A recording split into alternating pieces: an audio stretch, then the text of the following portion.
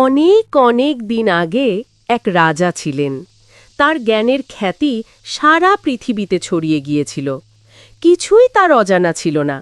যেখানে যা কিছু ঘটত, খুব গোপনীয় খবরও বাতাসে ভর করে তার কানে এসে পৌঁছত। তার ছিল এক ভারী অদ্ভুত অভ্যাস। প্রতিদিন সন্ধ্যার ভোজের পর পরিষদ অতিথিরা তখন সবাই চলে যেতেন, রাজা একা হতেন। সেই সময় তার এক বিশ্বাসী চাকর এক পাত্র খাবার নিয়ে আসত। পাত্রটি সবসময় থাকত ঢাকা। চাকরও জানত না তার মধ্যে কি আছে। কেউই জানত না, কারণ সবাই চলে না গেলে রাজা কোনোদিন তার ঢাকনা খোলেননি। এইভাবে অনেক দিন চলছিল। শেষে চাকরটি উৎসুকের বশে আর থাকতে না পেরে একদিন পাত্রটি নিজের ঘরে নিয়ে গেল।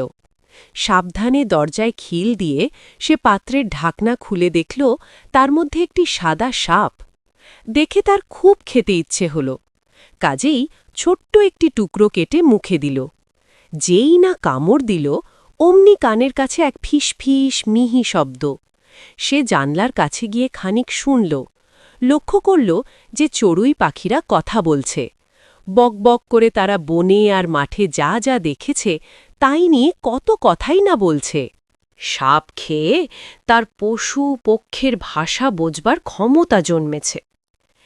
তারপর ঠিক সেই দিনই রানীর সবচেয়ে দামি আংটিটি হারিয়ে গেল।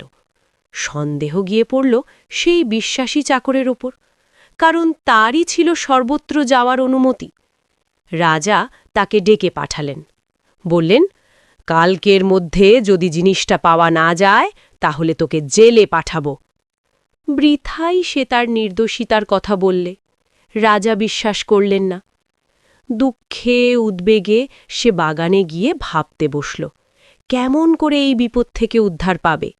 হঠাৎ সে দেখল নদীর ধারে একদল হাঁস বসে ঠোঁট দিয়ে তাদের পালক সাফ করছিল আর গল গল করে বকছিল। চাকর চুপটি করে শুনতে লাগল তারা কি বলে। তারা তাদের সকালবেলার বেড়াবার সময় কি ঘটেছিল তাই বলাবলি করছিল। তাদের মধ্যে একটা হাঁস বলল, আমার পেটটা ভার হয়ে রয়েছে। আজ সকালে তাড়াতাড়ি করতে গিয়ে আমি রানীর আংটিটা খেয়ে ফেলেছি। তক্ষুনি চাকর তাড়াতাড়ি সেটাকে ধরে গলা ধরে ঝুলিয়ে রান্নাঘরে নিয়ে গেল। রাঁধুনিকে বলল, দেখ কেমন সুন্দর মোটা একটা হাঁস, এটাকে জবাই করে ফেল। রাঁধুনি হাঁসটাকে ঝুলিয়ে ওজন দেখে বলল, ঠিক বলেছ, খেয়ে খেয়ে ফুলেছে এটা, আগেই এটা রোস্ট হয়ে যাওয়া উচিত ছিল।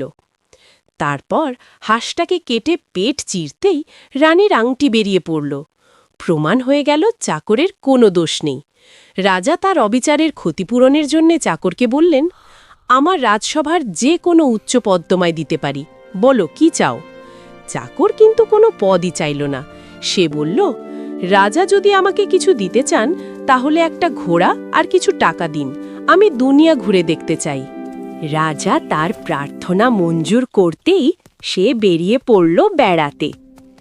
একদিন সে এক দিঘির ধারে এসে দেখল তিনটি মাছ নলখাগড়ার মধ্যে আটকে গিয়ে খাবি খাচ্ছে। যদিও লোকে বলে মাছেরা বোবা, কিন্তু সে বেশ শুনল মাছেরা এইভাবে বিপদে পড়ে কান্নাকাটি করছে। তার মনটা ছিল দয়ালু।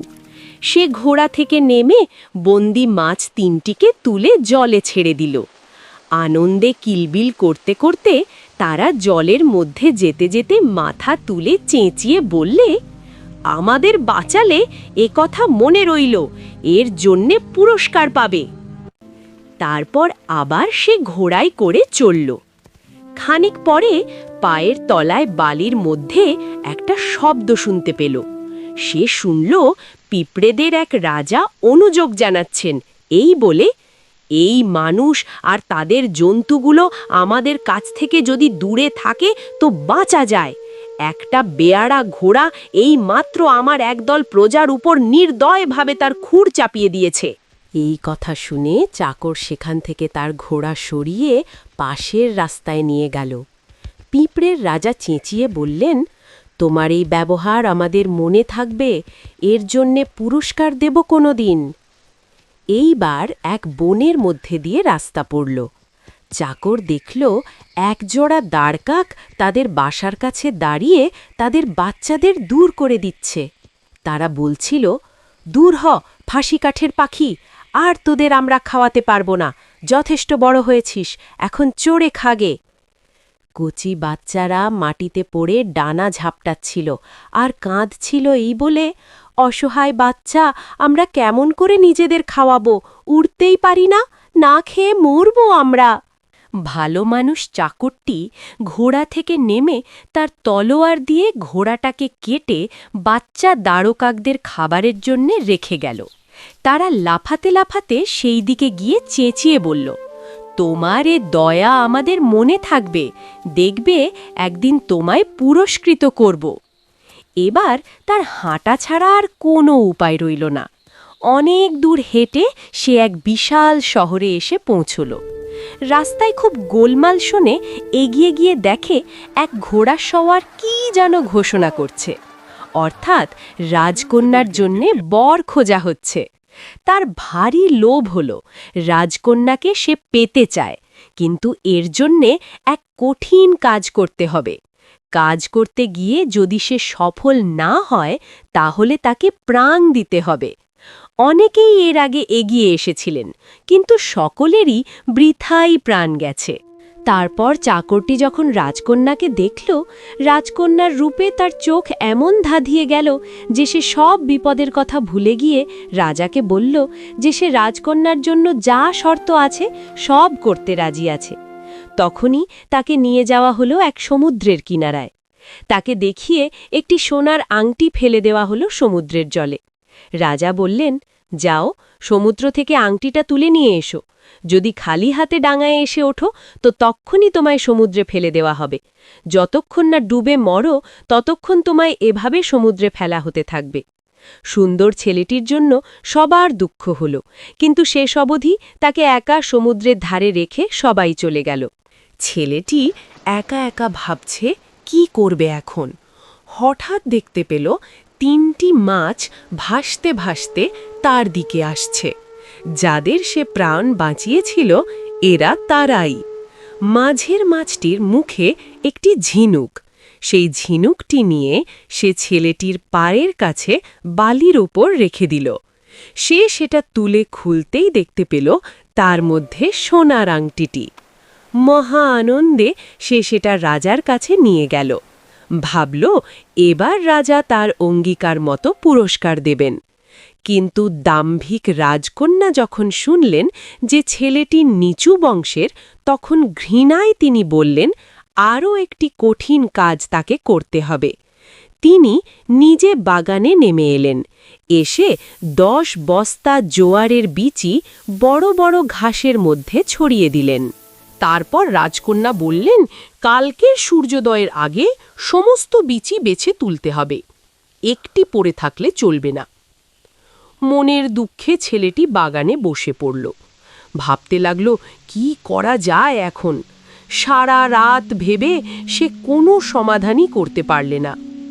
ভোরবেলা তার মৃত্যুর জন্যে অপেক্ষা করে বসে রইল।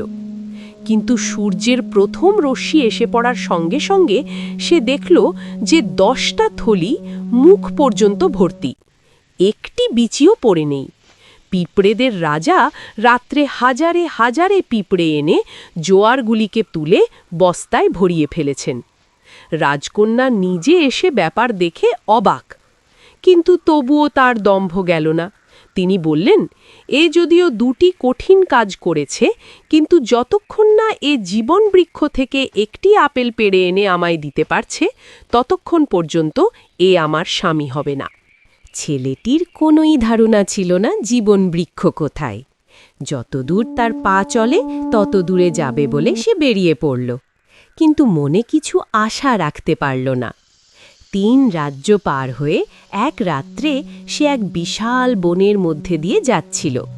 সেখানে এক গাছের তলায় বসে পড়ল সে ঘুমোবে বলে। গাছের শাখার মধ্যে সে এক খসখস শব্দ শুনতে পেল। তারপর তার হাতে এসে পড়ল এক সোনার আপেল। সঙ্গে সঙ্গে 3টি দাঁড়কাক উড়ে এসে তার হাঁটুর ওপর বসল। বসে বলল, মৃত্যুর হাত থেকে যে 3টে দাঁড়কাকের বাচ্চাকে তুমি বাঁচিয়েছিলে, আমরা হচ্ছি তারা। আমরা বড় হয়ে যখন শুনলুম তুমি সোনার আপেল খুঁজতে বেরিয়েছ, অমনি আমরা উড়লুম সমুদ্র পার হয়ে পৃথিবীর শেষ সীমা পর্যন্ত। সেইখানেই জীবন বৃক্ষ, সেখান থেকে তোমার জন্যে আপেল নিয়ে এসেছি। ছেলেটি খুশি হয়ে বাড়ির পথে চলল, রাজকন্যার জন্যে সোনার আপেল নিয়ে। এবার আর রাজকন্যার আপত্তি করার কিছু ছিল না। জীবন বৃক্ষের আপেলকে 2 টুকরো করে দুজনে খেতেই দুজনের মন ভালোবাসায় পূর্ণ হয়ে গেল। অতঃপর তাদের বিয়ে হলো, বহুদিন তারা সুখে জীবনযাপন করল।